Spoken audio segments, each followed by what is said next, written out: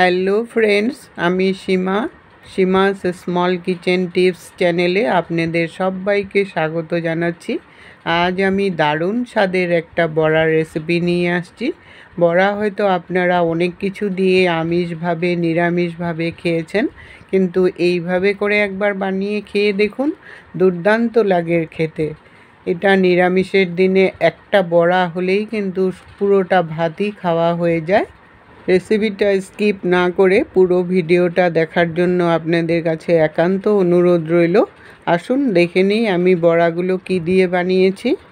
আমি এখানে 6-7টা মিষ্টি কুমড়োর পাতা নিয়েছি। এই রেসিপিটা বানাতে হলে পাতাগুলো যদি একটু বড় হয় তাহলে দেখতেও কিন্তু খুব সুন্দর হয় বড়াগুলো, আর পাতাগুলো একটু নরম হলে খেতেও কিন্তু খুব ভালো লাগে। আমার পাতাগুলো একটু নরমও ছিল আর বেশ ফ্রেশ ছিল পাতাগুলো ভালো করে ধুয়েও নিয়েছি। এখন ডাঁটির দিকের অংশটাকে কেটে নিয়ে আঁশটাকে বের করে দিব। এই ডাঁটির এই গোড়ার দিকের অংশটা কিন্তু একটু শক্ত থাকে, তার জন্য এটা একটু ফেলে দিতে হয়। ফেলে দিলে রেসিপিটা বানাতেও সুবিধা হবে আর খেতেও কিন্তু খুব ভালো লাগবে, নরম হবে বড়াগুলো তখন। সবগুলো ডাঁটা কেটে নিয়ে আঁশটাকে ফেলে নিয়ে আর গোড়ার দিকে একটু শক্ত জায়গাটাকেও ফেলে নিয়েছি। ফেলে নিয়ে এই ডাঁটাগুলো কিন্তু অন্য রান্নাতে ইউজ করে নেব। এখন পাতাগুলোর মধ্যে একটু নুন মেখে রাখবো। নুন মেখে রাখলে পাতাগুলো একটু নরমও হয়ে যাবে, আর পাতার থেকে যে জলটা থাকে জলটাও কিন্তু সুন্দর করে বেরিয়ে যাবে। 10 মিনিট থেকে 15 মিনিটের মতো আমি ঢাকা দিয়ে এটাকে রেখে দেবো এখন রেস্টে। আর এদিকে এটা ঢাকা থাকতে থাকতে আমি কয়েকটা জিনিস রেডি করে নেব। বড়াগুলোর জন্য প্রথমে একটা ব্যাটার গুলে নেব। তার জন্য আমি একটা বাটির মধ্যে 4 চামচ বেসন নিয়ে নিলাম। এই রেসিপিটা বানাতে হলে বেসনটা একটু বেশি দিবেন আর চালের গুঁড়াটা একটু কম দিবেন, তাহলে ব্যাটারটা খুব সুন্দর হবে। 4 চামচ বেসনের সাথে 2 চামচ চালের গুঁড়ো দিয়ে দিলাম আর 1/4 টিস্পুন বেকিং সোডা দিয়ে দিলাম। বেকিং সোডাটা দিলে মুচমুচে ভাব হবে একটা সুন্দর। আর স্বাদ অনুসারে নুন দিয়ে দিলাম আর সামান্য পরিমাণে হলদি পাউডার দিয়ে এখন অল্প অল্প করে জল দেব আর ব্যাটারটাকে গুলতে থাকবো। জলটা কিন্তু একবারে বেশি দিবেন না, তাহলে ব্যাটারের ঘনত্বটা বোঝা যাবে না। জল দিয়ে গুলে একটা ঘন ব্যাটার রেডি করে নিলাম। ব্যাটারটাকে এখন আমি 10 মিনিটের জন্য রেস্টে রেখে দেব, তাহলে এটা সেট হয়ে যাবে। এদিকে আমি তিলটাকে রেডি করব। আমি তিল দিয়ে বড়াটাকে বানাবো। তার জন্য আমি আধা বাটির মতো তিল অনেকক্ষণ আগে ভিজিয়ে রেখেছিলাম, প্রায় 15-20 মিনিট আগে। খুব একটা বেশি সময় ভিজাতে লাগে না, 15 মিনিট আগে ভিজালেই হয়ে যাবে। তিলটা যদি আগের থেকে ভিজিয়ে রাখুন তাহলে কিন্তু পেস্টটা খুব সুন্দর হবে। এখন মিক্সিতে আমি জল শুদ্ধ তিলগুলোকে নিয়ে নিলাম। তার সঙ্গে 1 ইঞ্চির মতো আদা নিয়েছি। আদাটাকে একটু ছোট ছোট করে কেটে দিয়ে দেব। এই আদাটা দিলে ফ্লেভারটাও কিন্তু খুব সুন্দর হবে আর ঝালটাও একটু হবে। তার সঙ্গে 2টো কাঁচা লঙ্কা দিয়ে দিলাম। ঝালটা অবশ্য আপনাদের টেস্ট অনুসারে দিতে পারবেন। আর এই বড়াটা একটু ঝাল ঝাল হলে খেতেও কিন্তু খুব ভালো লাগবে। এখন এটাকে আমি একটা স্মুথ পেস্ট বানিয়ে নেব।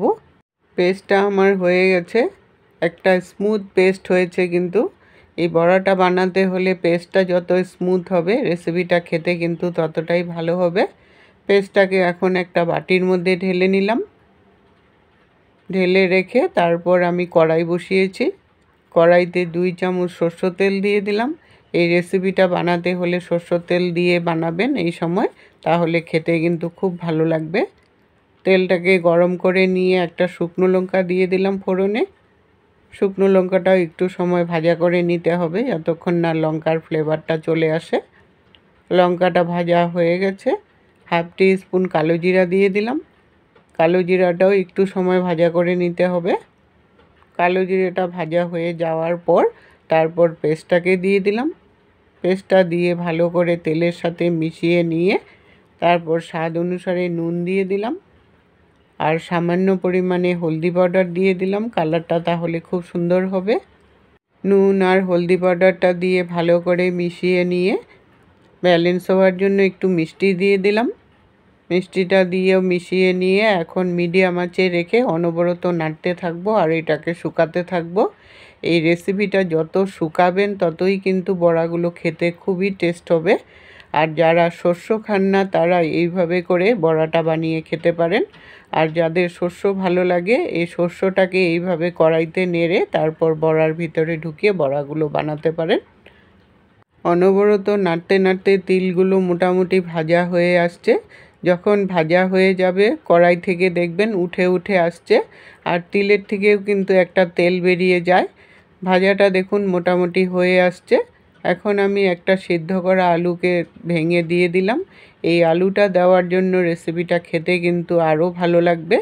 আলুটাকে দিয়ে ভালো করে মিশিয়ে নিয়ে আরও 1 মিনিটের মতো আমি ভাজা ভাজা করে নেব, তাহলে খেতে কিন্তু খুব ভালো লাগবে।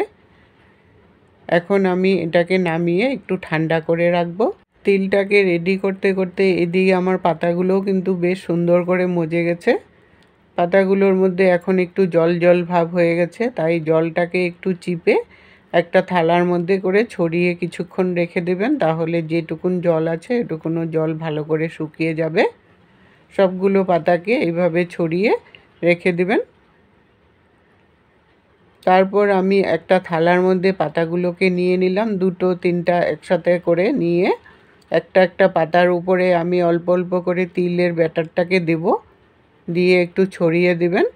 তারপর এটাকে চারদিক থেকে ফোল্ড করে বন্ধ করে দিবেন, যাতে সব দিকে চারদিকে ভালোভাবে বন্ধ হয়ে যায়। ওইভাবে করে বন্ধ করে রেডি করে রাখবেন আগের থেকে।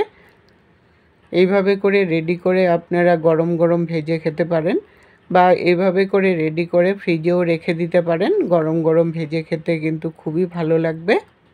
বড়া খেতে কিন্তু সবারই ইচ্ছা করে, আর শস্য বাটা দিয়ে কিন্তু অনেকেই খেতে পারেন না বা পেটেও সহ্য হয় না।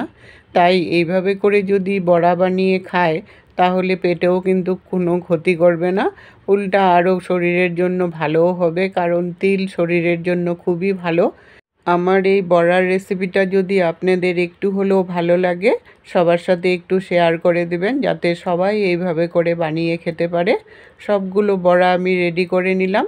এইভাবে করে রেডি করে ফ্রিজেও রেখে দিতে পারেন, গরম গরম ভেজে খেতে কিন্তু খুবই ভালো লাগবে। এখন আমি কড়াই বসিয়ে বেশ কিছুটা পরিমাণে রিফাইন্ড অয়েল দিয়ে দিলাম। আমি এখন রিফাইন্ড অয়েল দিয়ে বড়াগুলো ভাজবো। তেলটাকে ভালো করে মিডিয়াম আঁচে রেখে গরম করে নিয়ে এখন একটা একটা করে বড়া ব্যাটারে ভালো করে চুবাবো, চারদিকে মুখটাকে যাতে ভালোভাবে লেগে যায় ওইভাবে করে ব্যাটারটাকে লাগাতে হবে। লাগিয়ে নিয়ে তারপর তেলে দিয়ে দিলাম। এই বড়াগুলো ভাজতে কিন্তু খুব একটা তেল লাগে না, যেহেতু ভিতরের তিলটা ভাজাও হয়ে গেছে আর উপরের খালি পাতাটাই ভাজা হবে বেসন দিয়ে, তাই তেলটা কিন্তু খুব একটা বেশি লাগবে না। আর তিলেরও থেকে একটা তেল বেরিয়ে যায়, তাই বড়াটা ভিতর দিকে কিন্তু তেলটা সেরকম একটা টানেও না। সেই অল্প তেলের মধ্যেই কিন্তু বড়াগুলো খুব সুন্দর ভাজা হয়ে যায়। 3-4 মিনিট পর একদিক হয়ে যাওয়ার পর আরেক দিক উল্টিয়ে দিলাম। উল্টিয়ে নিয়ে আরও 2-3 মিনিটের মতো ভাজা করে নিতে হবে। একটু হালকা ব্রাউন কালার যতক্ষণ না হয়ে যায় উপরটা, ততক্ষণ পর্যন্ত ভাজা করে নিয়ে তারপর নামিয়ে নিলাম। এইভাবে করে বাকি বড়াগুলো ভেজে নামিয়ে নিতে লাগবে। সবগুলো বড়া ভেজে নামিয়ে নিলাম। বড়াগুলো দেখুন কতটা বড় হয়েছে আর একদম ফুলাও হয়েছে, ওপর থেকে বেশ সুন্দর একটা ক্রিস্পি ভাব হয়েছে। আমার রেসিপিটা যদি আপনাদের একটু হলেও ভালো লাগে লাইক দিয়ে সবার সাথে শেয়ার করে দিবেন। আজকের টিপস, বেসন অনেক দিন ভালো রাখতে হলে কড়াইতে নেড়ে রেখে দিবেন, তাহলে বেসন আর পোকা ধরবে না। এতক্ষণ সঙ্গে থেকে বহুমূল্য সময় দিয়ে আমার ভিডিওটা দেখার জন্য অসংখ্য ধন্যবাদ বন্ধুরা। আবার দেখা হবে নতুন রেসিপির সাথে। সুস্থ থাকুন, ভালো থাকুন।